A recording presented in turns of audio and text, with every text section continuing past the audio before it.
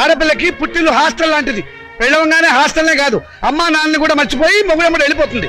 ఆడపిల్లని కంటం పాపం అయితే దాన్ని చదివించడం మహాపాపం. నేను మటుకు దాన్ని చస్తే చదివించను. నేను చదివే తీరుతాను. నిన్ను చదివించాల్సిన అవసరం నాకు లేదు. అయితే ఎందుకన్నారు? పుట్టే ముందు ఆడపిల్లవని తెలియక. తెలిసాక చంపకపోయారా? కన్న ప్రేమ ఒకటి చచ్చిందిగా. అవును, చచ్చింది. నిజంగానే చచ్చింది. అందుకే ఆడపిల్లలు బయట పారేసే పనికిరాని వస్తువులయ్యారు, మగపిల్లలు బీరువాలో దాచుకునే పవిత్ర గ్రంథాలయ్యారు. అవునే, రేపు నేను తెచ్చాక కూలి పెట్టాల్సింది వాళ్ళు. ఎవరు పెట్టేది చచ్చాక మనకు తెలిచేస్తుందా నాన్న? తెలిసాకపోయినా చూస్తున్నాం కదా. లంగాలని, ఓడిలని, తిరగల సీసాలని, కాటుకని, తల్లులని, తల్లొప్పులని, ఎన్ని ఖర్చులు.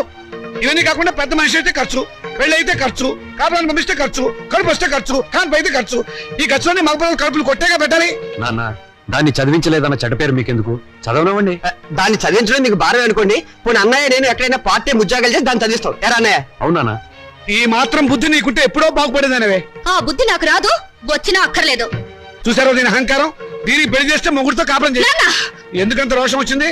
నిన్ను 18 ఏళ్ళు పెంచి పోషించిన నాకే ఎదురు తిరుగుతున్నావే, నాకెంత రోషం రావాలి? చదివించాలి కానీ హ్యాపీ. అయితే నాకు పెళ్లి చేయండి. నాకు అంటే మా ఇద్దరికి అన్నమాట ఒక పని అయిపోతుంది.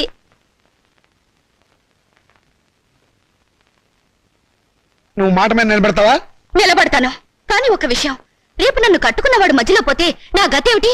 వదిలేస్తే నాకేమిటి దారి? నా జీవితానికి బ్రతుకి ఏమిటి గ్యారంటీ?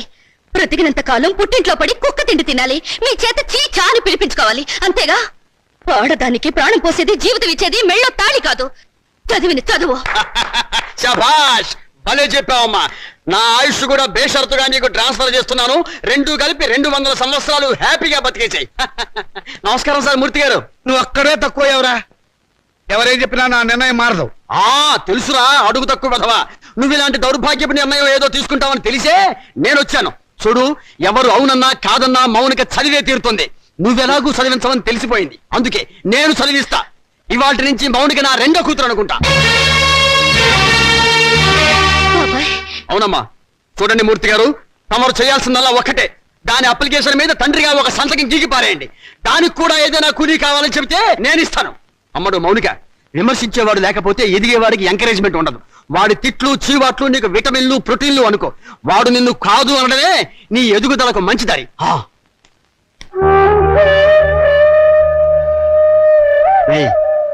దాని చదువు బాధ్యత నేను తీసుకున్నాను కదా అని దాన్ని తిట్టడం, ఎగతాళి చేయటం మాత్రం ఆపేకు. ఆపితే దాని ఎదుగుదల ఆగిపోతుంది.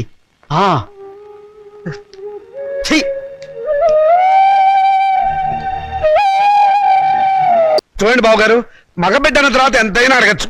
రేపు మా వారికి అడగను. పెద్దవది డబ్బుదే ఉందండి.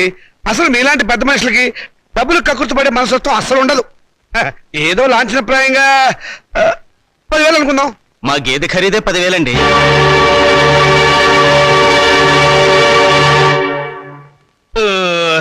సరిగా చెప్పారు. ఇంకొక 5,000 మొన్న మా వంటోడికి ఇచ్చారు.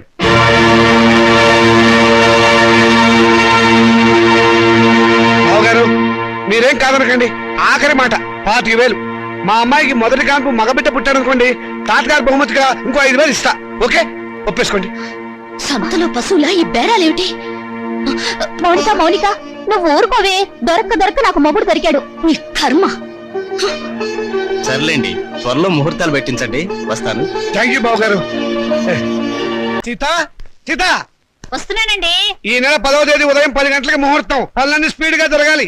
వీడెక్కడా? రాజా, రాజా, ఏంటి నాన్నగారు? ఏం చేస్తున్నావురా?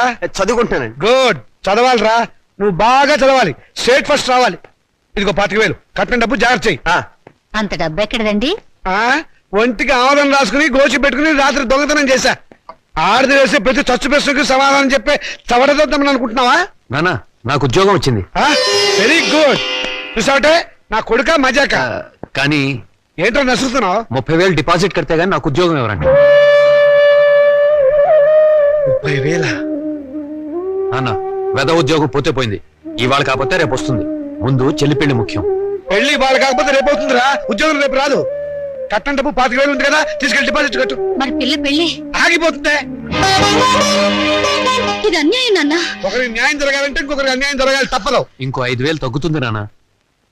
ఆడపిల్లల ఒంటి మీద నగలున్నాయి కదా, వాటితో అడ్జస్ట్ అవుదాంలే. ఈ పెళ్లి ఆగితే అది చస్తుంది. చస్తే వస్తుంది, నాకు ఖర్చు తగ్గుతుంది.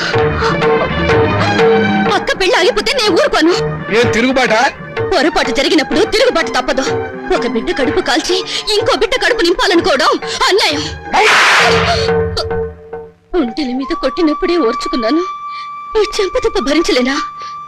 పాపం పిచ్చిది, పెళ్లి మీద ఆశలు పెట్టుకుంది. ఈ పెళ్లి ఆగితే దాని గురించి లోకం ఎన్ని రకాలుగా మురుగుతుంది.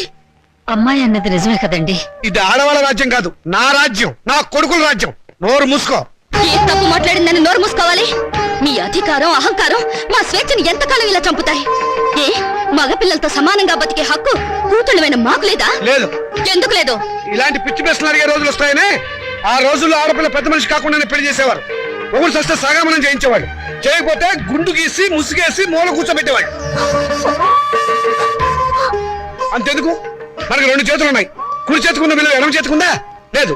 ఒక శరీరంలో బాగలేక ఎంచేత జీవితంలోనూ అంతే, కొడుకున్న విలువ కూతుళ్ళకి లేదు. మాకు జవసత్వాలు ఉడిపోతే మా నోట్లో ఇంత జావ పోసేది కొడుకు, రేపు చస్తే కొరువు పెట్టేది కొడుకే, బూడిద ఎత్తిపోసేది కొడుకు, పిండాలు పెట్టేది కొడుకు, ఆఖరి పున్నామ నరక నుంచి తప్పించేది కొడుకే. అది పిచ్చి నమ్మకం.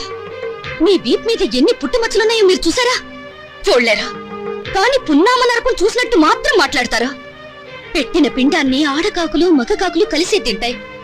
కాకులకున్న స్వతంత్రం కూడా మాకు లేదా? కాకులు పితృదేవతలైనప్పుడు కన్న కూతుళ్ళు కావాల్సిన వాళ్ళు కారా? మరైతే నాకు పెళ్లి కాదా? ఏడిస్తే వాళ్లకు మరీ చులకనగా ఉంటుందక్క. కన్నీళ్లు తుడుచుకో. పరిస్థితి అర్థమైందిగా. నా మాట విను, మళ్ళీ కాలేజీలో చేరి చదువుకో. చదివించడానికి నా దగ్గర లంకె బిందెలు లేవు. ఉన్నా దాంట్లో ఉన్న బంగారం అంతా మీ కొడుకులకి ఇవ్వండి. ఆ ఖాళీ బిందులు మాకిస్తే మేము నీళ్లు మోసుకుని బ్రతకడానికైనా పనికొస్తాయి. మౌనిక, అక్కడ నేను చదివించుకుంటానులేండి. Very good, very good. చూడండి రామచంద్రయ్య గారు, మా అమ్మాయిని మీ అబ్బాయికి ఇచ్చి చేయడంలో ఏం అభ్యంతరం లేదు. కానీ ఏమిటి మీ సందేహం చెప్పండి. మీ రెండో అమ్మాయిని మా ఏకైక కుమారుడికి ఇచ్చి చేయాలి. అంతకంటే మహద్భాగ్యమా? తప్పకుండా చేద్దామండి. అయితే ఒక విషయం, మా వాడికి కొంచెం పిచ్చి ఉంది. ప్రస్తుతం వాడు పిచ్చాసుపత్రిలో ఉన్నాడు. అయినా సరే మీరు ఈ పెళ్లి ఒప్పుకుంటేనే మా అమ్మాయి మీ ఇంటికి వాళ్ళు అవుతుంది. దాందే ఉందండి, గొప్ప గొప్ప మేధావులందరూ అలాగే ఉంటారు. అంతెందుకు, పాత అర్థాంగ సినిమాలో అక్కడే నాయకులకు పిచ్చుంటే సావిత్రి మార్చుకోవాలా? అంతెందుకు ఈ మధ్య వచ్చిన ఆపద్బాంధవుడు చిత్రంలో ఆ హీరోయిన్ అదే మీనాక్షి శేషాద్రిని ఆ హీరో ఎవర్రా? చిరంజీవి గారు అచ్చు అలాగే ఉంటారు. అచ్చు మావాడిలాగానే ఉంటాడు, మార్చుకోవాలా? అలాగే ఇది. నాన్న, అవి సినిమాలు, జీవితం కాదు. జీవితాలు చూస్తే సినిమాలు తయారు చేస్తారు. నువ్వు నోరు మూసుకో. నోరు మూసుకుని ఇన్నాళ్ళు బ్రతకాను. మౌనిక, చూడండి సార్, మాకు తండ్రి లేడు, ఆయన దేశాల మీద పోయాడు.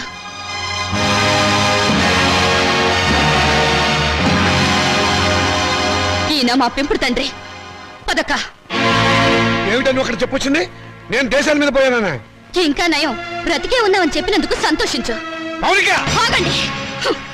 స్వార్థం కోసం ఆడదాన్ని కాళ్ళు చేతులు నరికి తందూరి పొయ్యిలో తగిలిపెట్టిన మహానుభావుల జాబితాలో మీ పేరు కూడా చేరిపోవాలంటే ఆ పిచ్చివాడికిచ్చి పెళ్లి చేసే బదులు డబ్బా కిరసనాయలు పోసి తగలబెట్టండి, ఖర్చైనా మిగులుతుంది.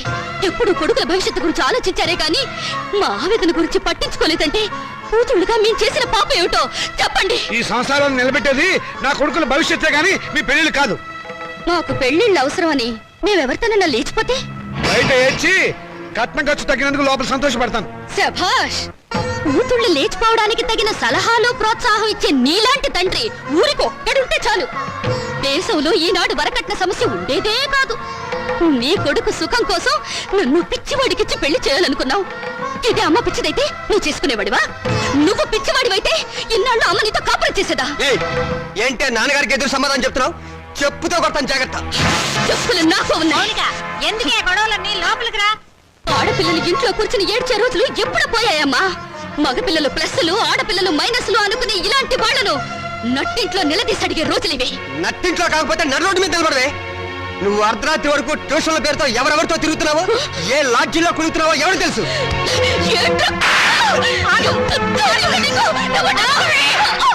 సంగతి అంతా నాకు తెలిసే. నువ్వు నోర్మయ్యరా. నేను అన్న దాంట్లో తప్పే ఉందమ్మా. దీని చెడుతురులకు రేపు కడిపైతే తలదించుకోవాల్సింది మేము. విన్నావమ్మా, వీడు నేను చెడిపోయానంటున్నాడు. ఆడపిల్ల తన దాపరికాలు తల్లి దగ్గర దాచదు కదమ్మా. నేనెంత మందితో తిరిగాను, ఎంత బాగా చెడిపోయానో నువ్వే వీడికి చెప్పమ్మా. మౌనిక, ఓ, వీళ్ళు నీ కొడుకులే కదూ? కొడుకులు కొరివి పెడతారని మమకారంతో కూతుళ్ళకు తల కొరివి మీరు పెడతారా? నాన్న, మీరు స్వర్గంలో సంసారం చేస్తే మగ పిల్లలు, నరకంలో సంసారం చేస్తే మేం పుట్టావా? ఏం నాన్నా, పసితనంలో మగ పిల్లలకు పనికిరాని బట్టలు మాకు తొడిగి స్కూలుకు పంపారు. అప్పుడు దేవుటని అడిగే తెలివి లేదు. వయసు వచ్చాక చిరిగిపోయిన నీ కొడుకుల లుంగీలను లంగాలుగా మార్చి మమ్మల్ని కట్టుకోమన్నారు. అప్పుడు వా తెలిసినా అడిగే ధైర్యం లేదు. ఈ రోజు నేను చెడిపోయిన నీ నింద వేసి నా శీలం మీద వీళ్ళు బురద చల్లారు. చెడిపోయిన కూతురు ఇంట్లో ఉంటే వ్యాపారం చేసుకోక ఇంకా నీకు వీళ్ళకు ఉద్యోగాలు ఎందుకు? ఒకరు బస్ స్టాండ్ లో, ఒకరు రైల్వే స్టేషన్ లో నిలబడి ఖాతాలు తెస్తారు. నువ్వు ఇంట్లోనే ఉండి వ్యాపారం చూసుకో. నా రేటు ఎంత అని అడగను, నా రేటు పెంచమని డిమాండ్ చేయను. నీ కొడుకులు చదువులకే కాదు, వీళ్ళిద్దరు బిల్డింగ్లు కట్టుకోవడానికి కూడా ఈ కూతురు ఉపయోగపడుతుందని నువ్వు తెలుసుకో. విలువేంటో తెలియాల్సిన అవసరం ఇక్కడ ఎవరికి లేదు. నువ్వు నోరు మూసుకుని లోపలికి వెళ్ళు. పోతాను. నేను ఇక్కడే ఉంటే నిజంగానే నన్ను చెడగొట్టి ఆ డబ్బుతో మీ అవసరాలు తీర్చుకుంటారు. మిమ్మల్ని మీ ఇంటిని విడిచిపెట్టి వెళ్తే తప్ప నేనుగా బ్రతకలేను. మౌనిక ఆగు, నేను నీతో పాటు వస్తాను. నువ్వెక్కడికే? మౌనిక ఎక్కడుంటే నేను అక్కడే ఉంటాను. ఎందుకంటే నేను ఈ ఇంట్లో ఉంటే మీరు నా పెళ్లి చేయరు, ఎవరికైనా అమ్మేస్తారు. అందుకే నాకు తొందరగా పెళ్లి కావాలి. నేను మౌనికతో వెళ్ళిపోతాను. పిచ్చ పిచ్చగా ఉందా? గడప దాటావంటే కాళ్ళు చేతులు నరికేస్తాను, జాగ్రత్త. ప్రాణాలు తీస్తావన్నా భయపడా. నువ్వు పదక్క. అవసరం అయితే అది జరుగుతుంది. నోరు మూసుకుని ఇంట్లో పడి ఉండండి. మర్యాదగా మమ్మల్ని బయటికి వెళ్ళనివ్వండి. ఆగండి.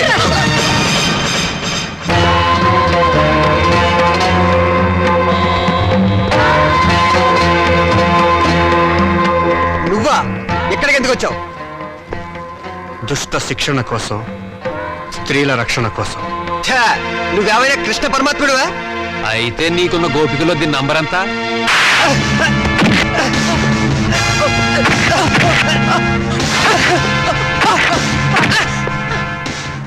లెక్క పెట్టి నెంబర్ ఎంతో మీరే తెలుసుకోండి. రామోనిక,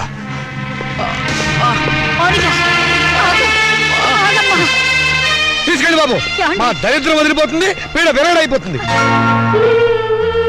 కానీ ఒక్క విషయం గుర్తుంచుకోండి, బిడ్డలనే మమకారం మా మీద మీకు లేకపోయినా తల్లిదండ్రులనే గౌరవం, బాధ్యత మాకున్నాయి. ఎప్పటికైనా మిమ్మల్ని ఆదరించడానికి మీరు కాదన్న ఈ కూతురు ఉందని మీరు మర్చిపోకండి. అప్పుడే వయసు అయిందని పంపించేశారేమిటండి? మీకేమన్నా నడువంగిందా, పళ్ళు కదిలాయా? ఈ గవర్నమెంట్ వాళ్ళు మరీ అన్యాయంగా ఉన్నారు. సీత, ఉమ్, మన పెళ్ళప్పుడు 2 పేర్ల గుర్తు చేయించమని అడిగావు, గుర్తుందా?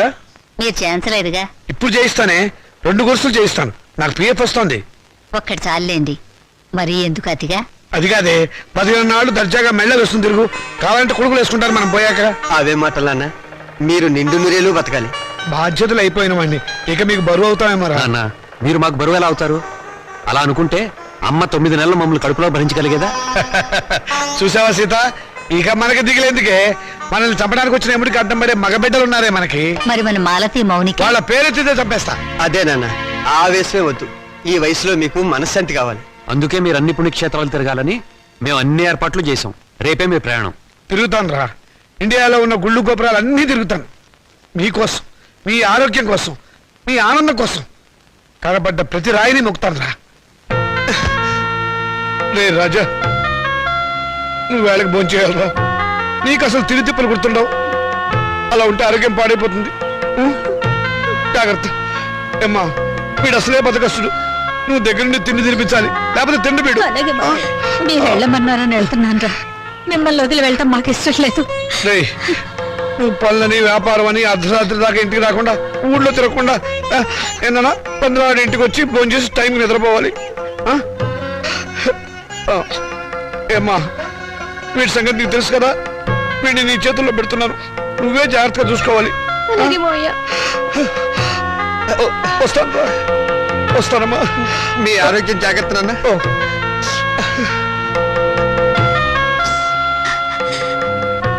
చెల్లెళ్ళు ఎలా ఉన్నారో ఒకసారి చూసిరండి. టైం అయిందిరా, వస్తాను రా. జాగ్రత్తగా ఉండండి. ఏమిట్రా మళ్ళీ పిచ్చి సన్నాసి? వీడు అసలే నాన్న వదిలిపెట్టి ఉండలేడు. మళ్ళీ 15 రోజులు వచ్చేస్తాం కదా. దీని మీద సంతకం పెట్టండి. ఏమిట్రా ఈ హడావిడి? ఇప్పుడు పొద్దు నుంచి ఏం చేస్తున్నావు ఆ పెన్నిటు? మేము పెట్టబోయే వ్యాపారానికి మీరు పెట్టుబడి లేని పార్ట్నర్. అది దానికి సంబంధించిన అగ్రిమెంట్. త్వరగా వచ్చేయండి. పెళ్ళే ముందు హడావిడి. చెల్లెళ్ళని ఒకసారి వెళ్ళి చూసినట్టు అలాగేనమ్మా.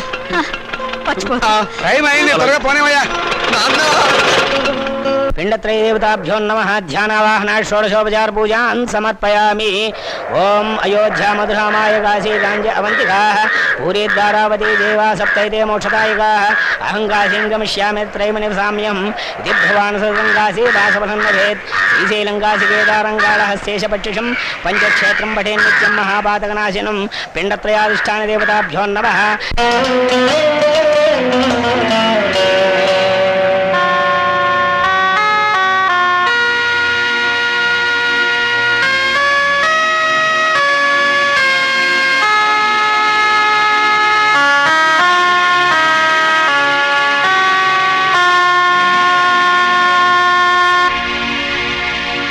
బాబాయ్, రే బాబాయ్.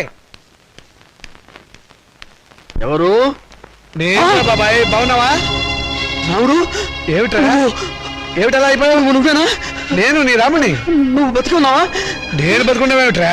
ఏ నువ్వు మాట్లాడుతుంది? ఎవరు? ఇట్లా ఇట్లా కూర్చో కూర్చో కూర్చో చెప్తా. రే నువ్వు చచ్చిపోలేదా? నేను చచ్చిపోవడమేట్రా? పెద్ద జోకు నువ్వు. రే, నీలాంటి స్నేహితుల అభిమానం, నీ చెల్లెల సౌభాగ్యం, నా కొడుకుల అనురాగం ఉన్నంత వరకు చావు నా దగ్గర రానే రాదురా. నిజంరా, నువ్వు చచ్చిపోయావని తెలిసి బాధపడ్డాను.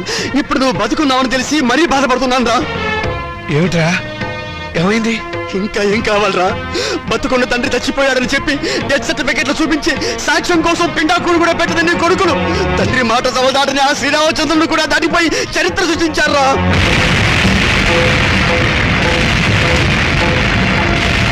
నేను చచ్చిపోయాని చెప్పి నా కొడుకులు పిండాకుడు కూడా పెట్టారు.